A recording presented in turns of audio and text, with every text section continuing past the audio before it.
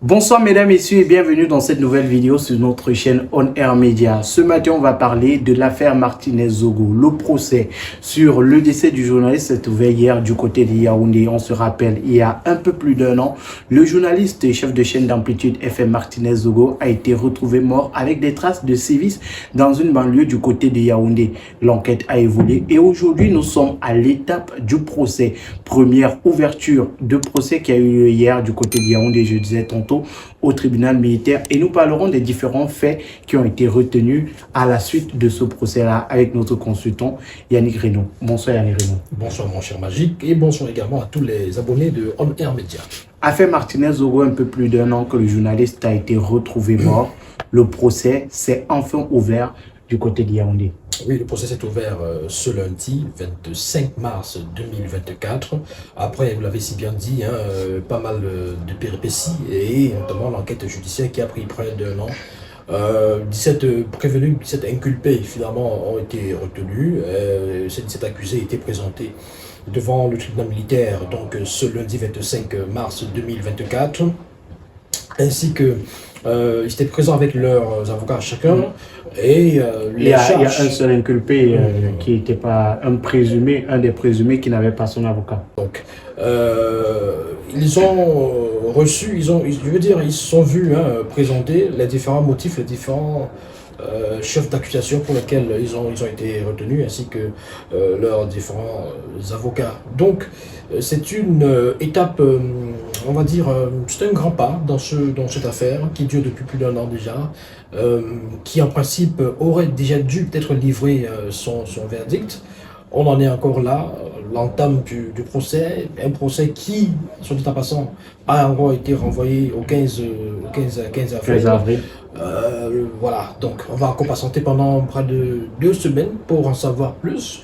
Et vous savez, la justice peut parfois être un peu lente, elle peut prendre tout son temps parce qu'il y a beaucoup de dossiers à rassembler, il y a beaucoup de choses qu'il faut mettre en place pour pouvoir justement avancer. Donc, et encore, c'est pas le procès d'une seule personne, d'un seul prévenu.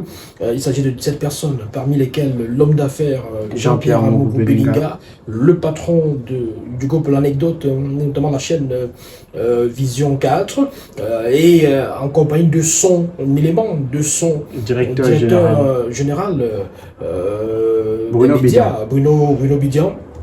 Voilà, qu'on a présenté comme un homme de main, voilà, qui serait également impliqué dans cette histoire, d'une manière ou d'une autre.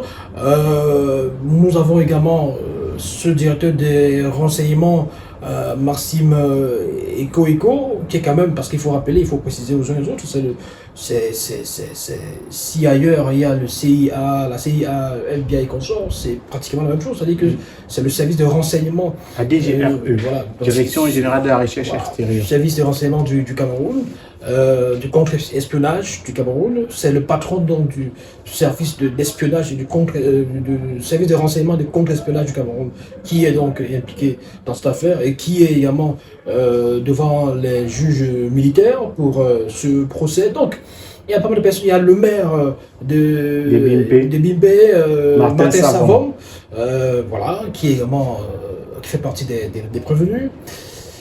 Et puis pas mal d'autres membres donc de la DGRE, voilà, qui sont impliqués d'une manière ou d'une autre. Voilà, un des faits qui a été retenu, ou alors un des éléments qui a retenu l'attention des personnes présentes du côté du tribunal militaire de Yaoundé, c'est que l'avocat de Maxime Eko a demandé la liberté de son client au vu de l'ordonnance. On se souvient de cette ordonnance de mise en liberté du 1er décembre dernier, ordonnance... cette vraie fausse ordonnance. Cette vraie fausse ordonnance de Maître Sikati qui après a été démentie. C'était vrai au départ, mais après elle a été démentie par le concerné ou alors le signataire de cette ordonnance-là. Oui, il faut dire que c'est quelque chose de complexe et de délicat à prendre avec beaucoup de pincettes parce que d'après le déroulement des événements, cette ordonnance aurait été à l'origine de pas mal d'évolutions, de changements, justement parce qu'après le juge Sikati a dû céder sa place, il a été mis à l'écart. Il a été mis à l'écart et c'est un autre juge militaire qui a donc été nommé et qui a récupéré le dossier, qui a revu le dossier. Et c'est là où il a donc convoqué notamment Martin Savom. Et voilà donc, et qu'on a eu ces chefs d'accusation qui ont été finalement confirmés et qu'on a donc fini avec l'enquête judiciaire pour démarrer avec le procès qui a démarré donc ce 25 mars. Cette vraie fausse ordonnance avait été présentée par Maître Charles Tchungan, l'avocat de Amogo Belinga, comme étant quelque chose d'authentique. Et voilà, donc il avait déclaré, il avait tenu ses propos sur une chaîne de télévision de la place lors d'un débat justement qui était consacré à ce sujet. Donc c'est quand même assez curieux. Pourquoi est-ce que, si ça avait été vrai, pourquoi ça n'a pas été exécuté comme l'objet nous le précisait? C'est quand même assez curieux. Voilà, c'est délicat. Mais aujourd'hui, on a le signataire de cette ordonnance-là qui a dit qu'elle était fausse. Et aujourd'hui, un des avocats, à l'ouverture du procès, demande la libération de son client sur la base de cette ordonnance-là. Est-ce que c'est compréhensible? C'est pas compréhensible parce que l'ordonnance n'a pas été appliquée. C'est-à-dire que l'objet de l'ordonnance n'a pas été appliqué. Elle n'a même pas été vérifiée. Et puis elle avait été reconnue comme fausse. C'est-à-dire qu'il faut quand même qu'on se rappelle que parce qu'elle avait été lue. Elle avait quand même été lue sur les antennes des télévisions, des médias nationaux. On l'a même vu et nos abonnés l'ont là à l'écran. Voilà, justement. Donc, et puis, quelques temps après, il y a eu un démenti. On avait parlé de tentative d'évasion. On avait même parlé carrément de tentative d'évasion des concernés. Donc aujourd'hui, écoutez, moi je pense que c'est des manœuvres judiciaires, c'est des manœuvres juridiques. Moi, je pense que c'est des manœuvres judiciaires qui permettent de perdre le temps. C'est stratégique. C'est des stratégies. Voilà, donc ça ne pourrait peut-être pas aboutir. Ils savent très bien que ça pourrait ne pas aboutir. Mais en outre également, je pense qu'ils ont également demandé que Massime Eko puisse comparaître libre, parce que voilà, il y a suffisamment de garanties pour qu'il puisse comparaître libre. C'est-à-dire que quand on parle de comparaître libre, pour ceux qui nous regardent, il s'agit pour le prévenu d'être quand même mis en liberté provisoirement, c'est-à-dire à la maison, il est chez lui. Il n'est pas dans une prison, il n'est pas incarcéré. Et il quitte sa maison tous les jours. Bon, et la maison peut également être surveillée, sous surveillance, parce qu'on peut redouter qu'il puisse s'enfuir. Mais, vu peut-être la personnalité qu'il incarne, tout ça, on peut se dire, non, on préfère peut-être le placer en résidence surveillée à la maison, chez lui, ainsi il quittera donc chaque fois son domicile pour venir donc prendre part au procès, et ensuite il rentrera donc chez lui. Donc ça n'a pas encore été appliqué, on attend de voir ce que ça va donner, mais le procès, je rappelle, a été renvoyé au 15 avril. C'est encore des manœuvres judiciaires, la justice prend tout son temps, la justice est parfois très lente.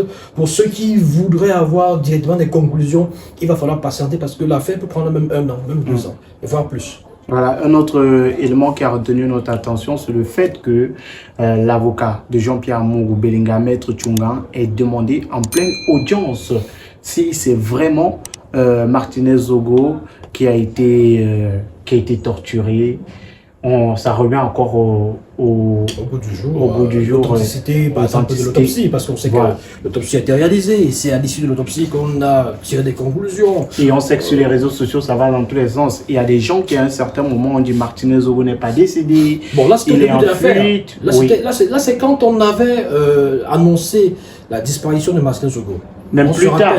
Non, c'est quand on avait annoncé sa disparition. C'est-à-dire que quand il était introuvable, qu'on le cherchait partout, et qu'il n'était pas présent à la radio depuis plusieurs jours, qu'il n'était pas à son domicile depuis plusieurs jours, il y a même, on se rappelle, un célèbre lanceur d'alerte, que je ne vais pas citer, qui a dit qu'il est sûrement quelque part dans un village, dans un coin du centre de Cameroun, en train de manger des bonnes choses. Bon, je ne vais pas revenir sur ses propos, parce qu'il faisait un parallèle avec un autre personnage comme ça, qu'on avait cru peut-être assassiné, ou alors qui avait peut-être été porté disparu, mais qu'on avait finalement retrouvé dans un coin, dans un village du centre en train de manger du bon, il avait parlé du bon bois, il ne sait pas trop, du bon bois avec, bon voilà.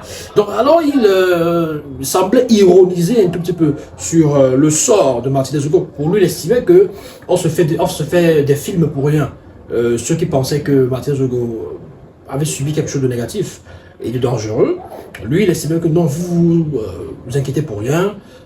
Il va revenir là un jour comme ça, là, il va vous dire qu'il était assis, il était quelque part en train de manger de la bonne viande, il buvait du bon vin. Or, finalement, on s'est rendu compte que Martinez Hugo a été trouvé. Les éléments qui attestent quand même de l'authenticité de ce que c'était lui. Écoutez, le cadavre, le corps n'avait pas complètement été...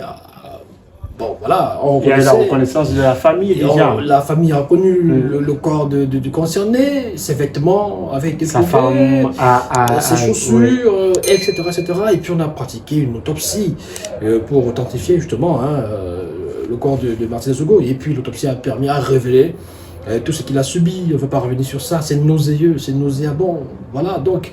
Et puis, d'après les différentes dépositions des uns et des autres, vous avez bien compris, on se rend bien compte que des gens ont avoué avoir filé Martinez Hugo, des gens ont avoué l'avoir torturé, les gens ont avoué avoir versé de l'huile rouge, de l'huile de palme et de la farine sur Martinez Hugo et de l'avoir torturé, de l'avoir bastonné.